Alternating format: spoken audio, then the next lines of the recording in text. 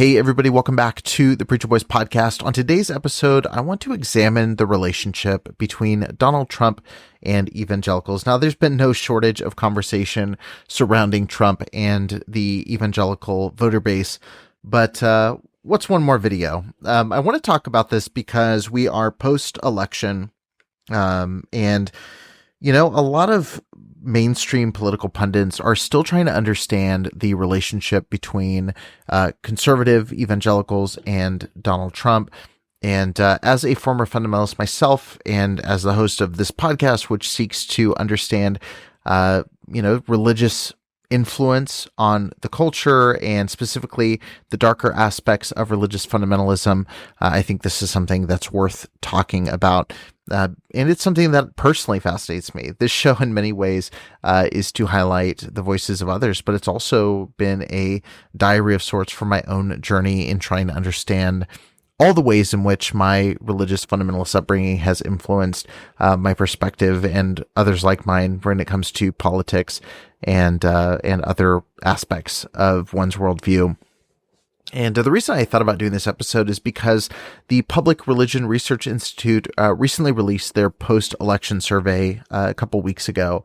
And in the wake of the survey, the president and founder of the Public Religion Research Institute, Robert P. Jones, who's also a leading scholar and commentator on religion and politics, released an analysis for Baptist News Global saying that the survey dispelled what he called two zombie myths about white evangelical support for Trump.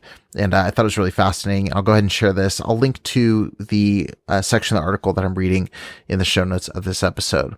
He says there's no evidence to support what I have identified as two, what he calls zombie myths. And he calls them that because they just won't die despite lack of evidence about white evangelical voters. Number one, that they were reluctant Trump voters.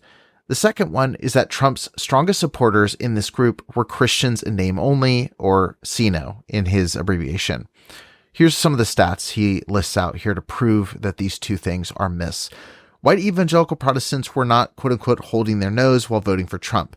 Heading into the 2024 election, Trump's favorability among white evangelical voters was 73%, far above even other Trump-supporting groups such as white non-evangelical Protestants at 53% and white Catholics at 51%, and two-thirds, 64% of white evangelical voters also strongly supported Trump's most racist and even Nazi-echoing statements, such as his assertion that immigrants living in the country illegally were poisoning the blood of the nation.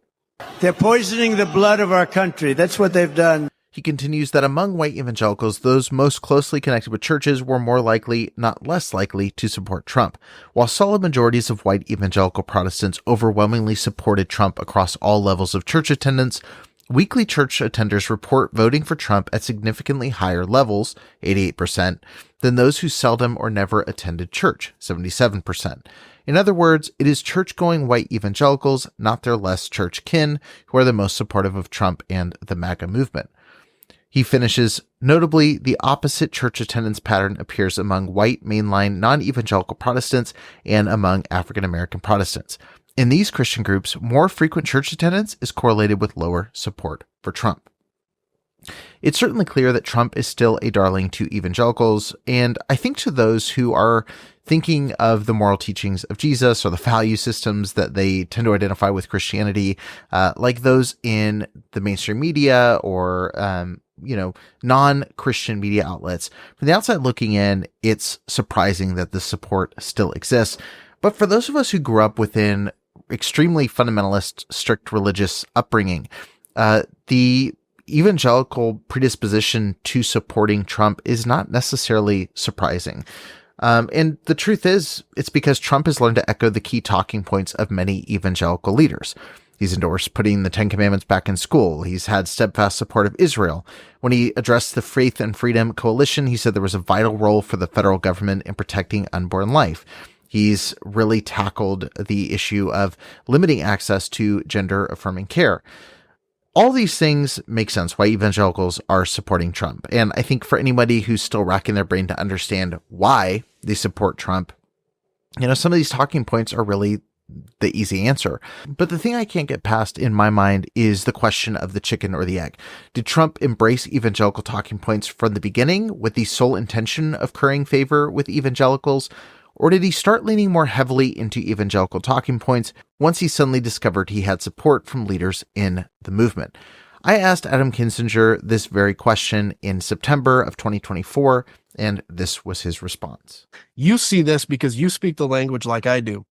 And all of the things folks are saying, you see that apocalyptic end times language that other people, mainstream media doesn't catch.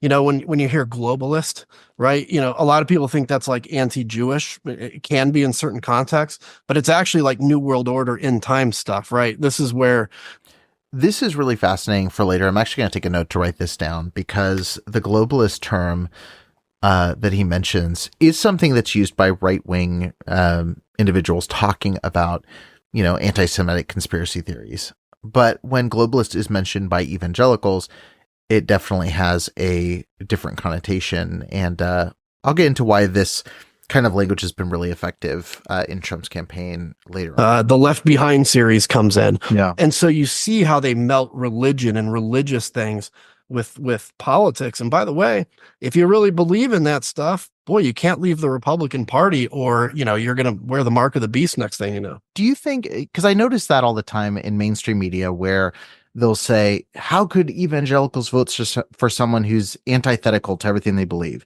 And then I grew up, you guys like how I rock the button up for the Congressman interview. Let me wear my button in that world. And I go, he kind of sounds like a pastor that would have came in and spoke at our churches. Do you think Trump, because I reject the idea that Trump's a dumb guy. Like he clearly is not. He's very strategic. How much do you think he's aware of the religious strings that he's pulling on, the religious fears that he's tapping into? Because he surrounds himself with lots of Christians. Do you think he's being very intentional with that, or do you think he accidentally stumbled into it and has kept driving forward in that realm? I think he accidentally stumbled into it, and now I think he's very intentional about it. I think he's very intentional. So in 2015, he comes down the escalator. He's just throwing out immigrant rhetoric. I mean, Christians rejected him.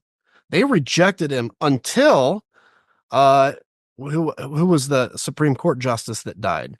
And you remember, and then all of a sudden there's a Supreme Court opening, and that's going to tip the balance of abortion. And it was in that time frame because Mitch McConnell made the decision, I'm not going to appoint anybody. I'm not going to appoint Merrick Garland. We're going to leave this open through the election. That's when you saw religious leaders go from this Ted Cruz, who I can't stand, theology of like, I'm going to go against Donald Trump, to all of a sudden we have to have Donald Trump win. And he saw the power. So my wife worked at the RNC at that time, and she talks about that they would have pastors get on these conference calls and pray, for the future and Donald Trump. And he saw and harvested the power in that. No matter how intelligent he is book smart wise, he's got a lizard brain that understands how crowds react. He understands when he's harnessing power. And he felt it, and he is very intentional about that. And you see that in some of the things he says. You see that in the assassination attempt where he's like, they're coming after me because, right? And of course, we need to condemn the assassination attempts. That politics was invented so that this stuff didn't happen. Right. But he knows how to harvest that. He knows how to use that, and he does it very well. It's why. Yeah, this is something that I think Adam really nailed here, and I think Trump saw opportunities within the evangelical world to really harness the fears and the desires of evangelicals. He did that extremely well. I have to give credit where credit is due. And I think that's really valuable insight. I really hope you guys are appreciating the conversation so far. Whether you're somebody who supports red or supports blue, I think one thing that is bipartisan is that we all love green. And that's what I want to talk about with my friends over at Magic Mind really quickly. They were kind enough to send me a ton of samples of their product. And I've said it before, I love the occasional energy drink. I love drinking a cup of coffee. But really caffeine for me has never been something that really wakes me up. It's just something that's part of my routine. I haven't really found an effective way to clear out brain fog in the morning and to just feel a lot more focused. I don't drink a cup of coffee and feel like ready to tackle the day. Aside from the taste, being great or being something that's like a nice ritual in the morning. But Magic Mind's focus energy shots have been really helpful for me in quickly eradicating brain fog. I've given these to a couple of friends who've said the same thing, including friends that are very skeptical about products like this. And they just mentioned, like, I feel like I had a lot of clarity. I feel like I eradicated some of that brain fog. And that's thanks to the ingredients of Magic Mind, like ashwagandha, lion's mane, and so much more.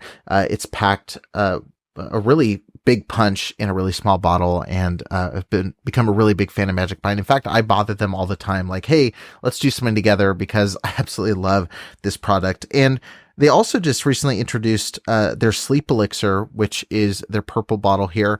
And they're really helping you tackle both your day and your night. So be sure to check out Magic Mind. The thing I love about their night stuff is that it really helps me calm down in the evening. It doesn't have melatonin, so I don't feel that grogginess. When I take melatonin, I feel like I have a bit of a hangover the next morning. This is a really smooth shot, and it helps you just kind of relax, calm down, and get a better night's sleep. And right now you can try their Magic Mind bundle at 45% off by visiting magicmind.com/preacher Jan. That's magicmind.com/preacher JAN. And you can try the bundle for yourself. Seriously, I don't know what I would do without their focus shots specifically. They are such a key part of my daily routine at this point. And again, they help me eliminate brain fog if I'm getting ready to record, if I'm getting ready to edit, if I'm getting ready to write a script. I love taking these. And in fact, I'm going to take one right now, and then I'm going to get you into the next part of our conversation here.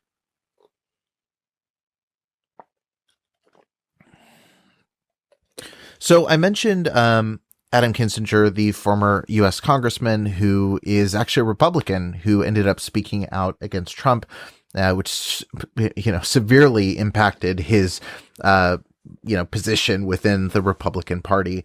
But I really appreciate his perspective, and I wanted to ask this question of, did Trump lean into evangelical support, or did evangelicals, support him? And then he's like, oh, I need to follow this thread and keep going this direction.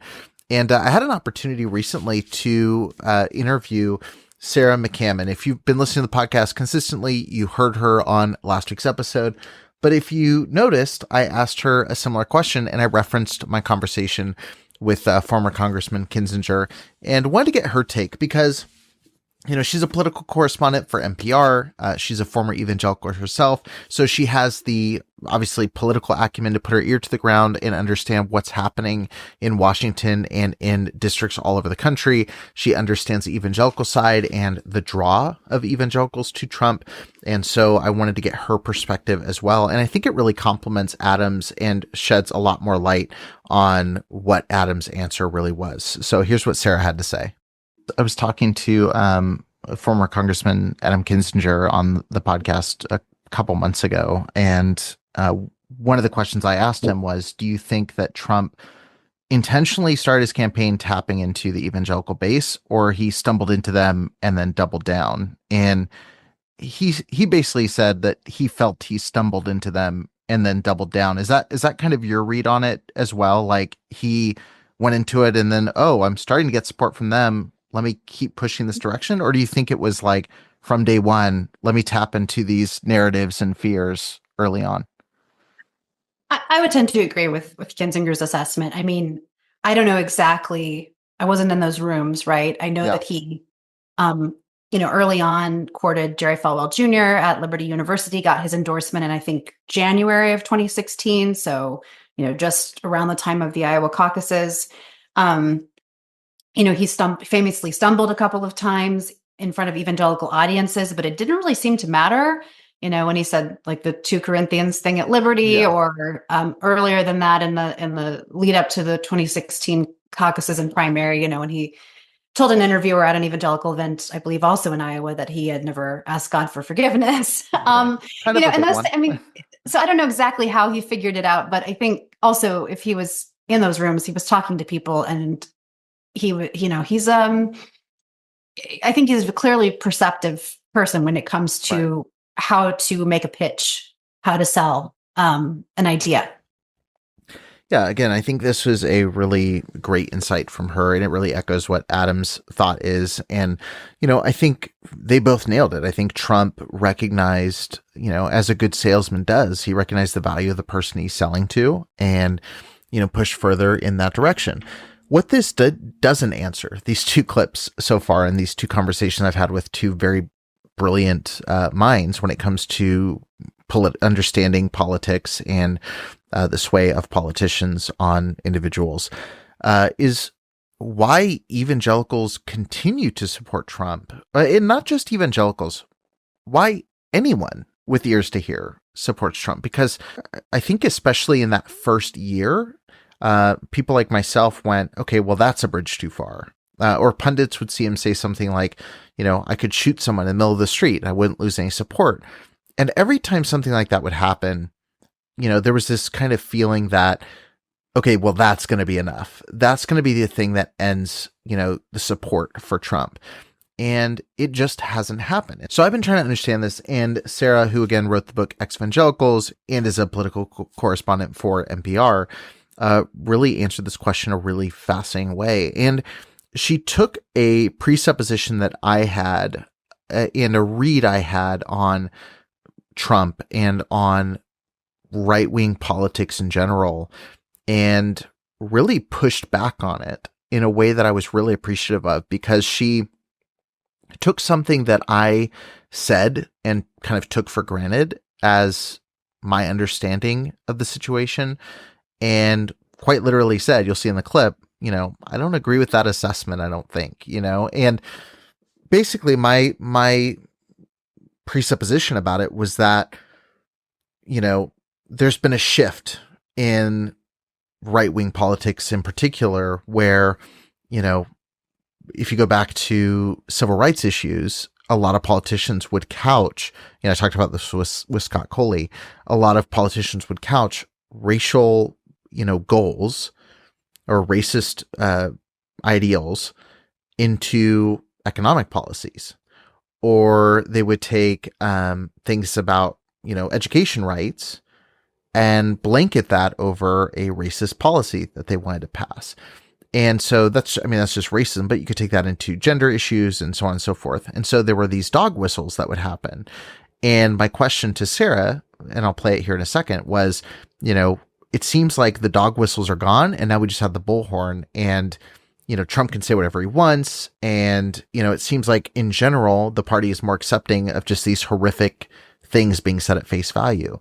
And you'll see how she pushes back in a second. I thought it was really, really valuable. It seems to me that the messaging from evangelicals and from the religious right would be more dog whistles. Like, that's what it's been historically, right? Like civil rights, it was like, let's take them out of the school because they're teaching evolution. Or, hey, instead of saying this, let's talk about forced busing. And like let's always talk about another issue that we know we're talking about race. We know we're talking about these things, but we're going to couch it in something that's economic. Or we're going to couch it in something else.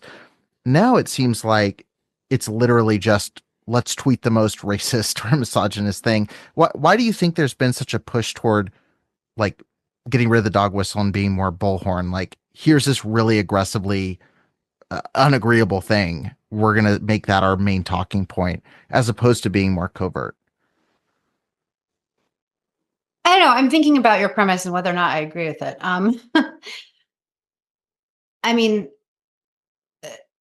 And there's a lot there, so I'm hesitant to like comment on all of it at once. But I think that Trump himself has really mastered the art of like what I call sort of implausible deniability, like making a statement that everybody kind of thinks they know what it means, and then when he's called on it, he says, I didn't mean that, essentially. Or his supporters will say, you're misunderstanding that, you're exaggerating, you're taking him out of context. I mean, this has happened many, many times. I wrote about it a couple of different times in the 2016 campaign. I think probably one of the most extreme or graphic examples was during that first Republican debate in Cleveland. And I think it was August of 2015 when Megyn Kelly, then Fox News host, called him on some of his past statements about women. And he seemed angry about those about her confrontation, and later, in a follow-up interview, he said that famous line, she had blood coming out of her eyes, blood coming out of her wherever. Yeah. And everybody took that to mean he was suggesting she was hormonal and on her period, a very old misogynistic slur. And, when he was called on that, he said, you'd have to be a deviant to think that. I meant that. And I just think that sort of formula plays out again and then again. He says something that seems to push the boundaries, that people find offensive, that they find shocking. They go, oh my gosh, what did he mean? And then he says, well, you're just taking out of context. I mean, I even saw this in the last rally I went to before the election this year in North Carolina. I was talking to a family that was, very conservative Christian family.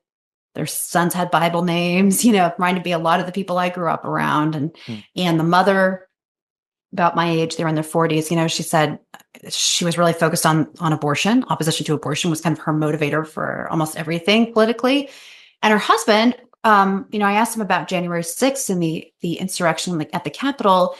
And he just, he said, yeah, Trump made that speech, but I don't think he really intended for things to get out of hand. And I don't really think they were that bad. And, honestly, it was kind of funny when people went into Nancy Pelosi's office. And it was just this sense that, if you were looking at, if people are predisposed to align with Trump politically, they'll hear whatever he says as being essentially okay. Either validating their views or, if it's something that seems offensive, not that offensive. And I don't know if everybody else can do that the same way Trump does it, but I think he has really kind of, again, mastered speaking in this really blunt, kind of visceral way that resonates with people. And that also is almost kind of a Rorschach, that people can make it whatever they want it to be. What that means on social media, I don't know if it's because of Trump or if social media and Trump are just kind of like both phenomena that have sort of existed at the same time or been burgeoning at the same time. But I mean, yes, social media is full of vitriol and ugly language, but I mean, it's too big to sort of, I think, assign a reason to that. I think part of that is just the nature of the medium. Yeah. Yeah, I think that's a really thoughtful perspective from her. And I think it speaks to the problem with fundamentalists in general is, like she said, when you're predisposed to align with somebody's overall perspectives, the information that you receive, moving forward, you're going to squeeze into that box because you need certain things to be true. I just had a conversation with somebody about this just recently. But that's what I really love that she tapped into. And I also love the fact that she mentioned that there's a real Rorschach kind of approach when it comes to Trump in terms of, when he says something, and Kinzinger gave the example, globalist. When you say that, it's a real Rorschach for what you mean. For a large swath of people, it's anti-Semitic conspiracy theories. For the evangelical swath of people, it is the New World Order. And, they're extremely pro-Israel. And so their whole perspective is night and day difference. But both sides will take Trump's words and apply it to their worldview. And, both get excited about their perception of what those things mean. I think one of the things that's become increasingly clear is that you cannot just take things on face value, and you cannot trust just your impression of, what is being said. I think you need to dig deeper into the actions that are being taken, the policies that are being put into place, and are there going to be some who still support and they do align with a lot of these positions? Yes. But I think there's a lot of people who think that, Trump represents certain aspects of policies and beliefs that he really truly doesn't. And some of those policies, in fact, hurt the demographics that are supporting. And it's not easy to dig into these things. It's not easy to, really dig and find research and, go down this path. But I think that's so incredibly important, as opposed to having a preconceived notion of who somebody is and, twisting everything they say to, uphold that vision of them in your mind. And this is not just a Republican issue. This is something I see, when Harris, entered the bid. And personally, I was somebody who was supportive of Harris over Trump. But there was also a whitewashing over a lot of things about, her policies historically that, I think most people would say they don't agree with. But because it was attached to this candidate, they turn a blind eye to it. And so this is something that just, again, we're default fundamentalists at heart. We're people who tend to pick our guy and we stand with them, or pick our gal and stand with them, or pick, whatever that looks like. And I think that's, that level of certainty in black and white thinking is something that's inherent in all of us.